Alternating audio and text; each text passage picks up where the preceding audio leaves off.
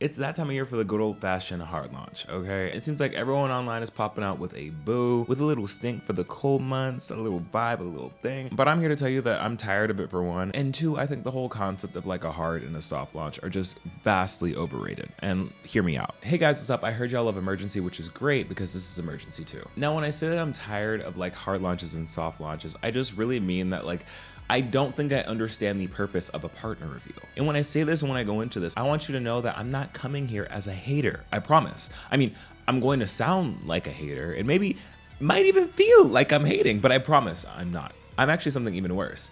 Jealous.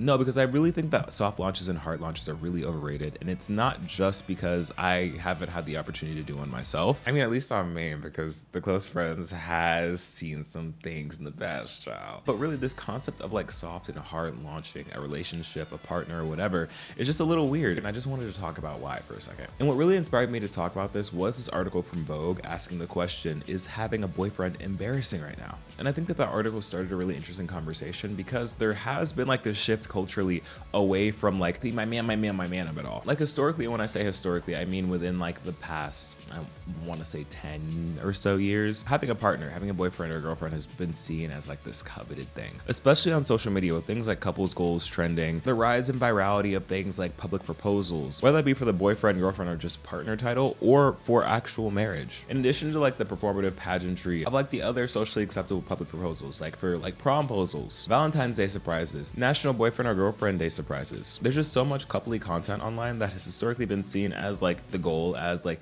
the cute, relatable, like aspirational status symbol of it all, that I feel like now, and what is mentioned in the article, is starting to die off. And it's becoming less of a thing where you're just so proud to be in a relationship and to show that off online. And in fact, the opposite is happening, where it's actually getting kind of embarrassing to post about having a boyfriend or having a partner right now. Like having a boyfriend used to be some kind of badge of honor, but it's now seen as more of like a hindrance to being cool, and almost puts you on the pipeline to pick-meism and general loserdom. Those are both very chronically online exclusive words. So yeah. And the reason why content like this has been getting that connotation is almost solely because the content around having a partner, or more specifically having a boyfriend, is usually incredibly one-sided. Like we rarely see a lot of positive I love my girlfriend or wife, or just like other boyfriend content that isn't usually followed up with them either cheating on them, embarrassing their partner publicly, or doing some other form of emotional torture or anguish. Like it's never like a cutesy two-sided thing anymore. Like the only time we really do see this, and I'm saying do see this very lightly because it's not super often,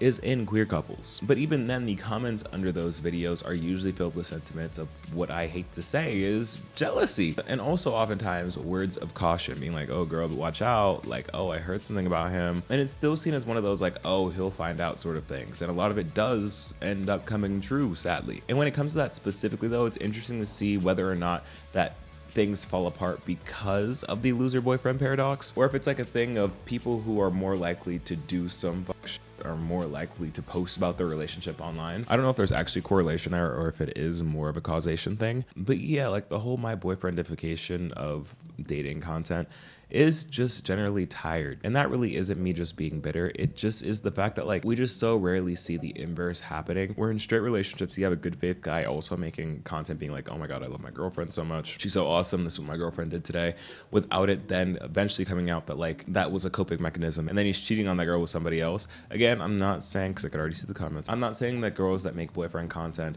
never cheat. I'm just saying that most of the time how we see it presented online thus far, there is a strong correlation between being a wife guy or just a really strong girlfriend guy to then going and embarrassing my girlfriend and wife publicly via scandal, cheating, whatever, what have you, pipeline. And then in queer relationships, I think that this balances out a little bit better.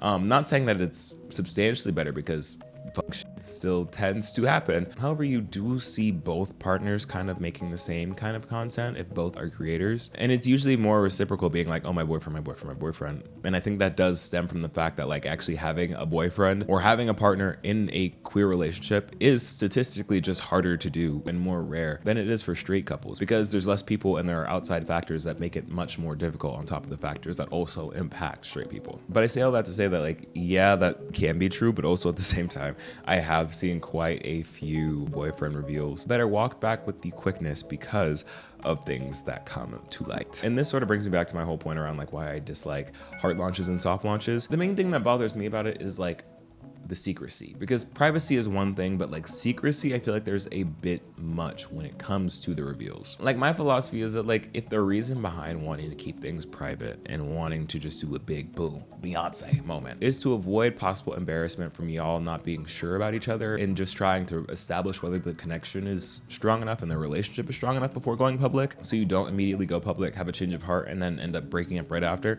I get it. That makes complete sense. Like that's responsible. But in my opinion, if the reason behind it, it being why you want to wait for a while before hard launching or soft launching is out of fear of your man or your girl getting took or having a past or a history revealed, or you even getting a potential like, hey girly text, then that's not someone you need to be with to begin with. Because of course you can never really know how people move or what people's intentions are, but like what is holding out until like y'all are deep in it really going to change? Like if your partner's cheating on you or if your partner's doing some crazy stuff or has a crazy past, that's something that you want to know off rip, you know?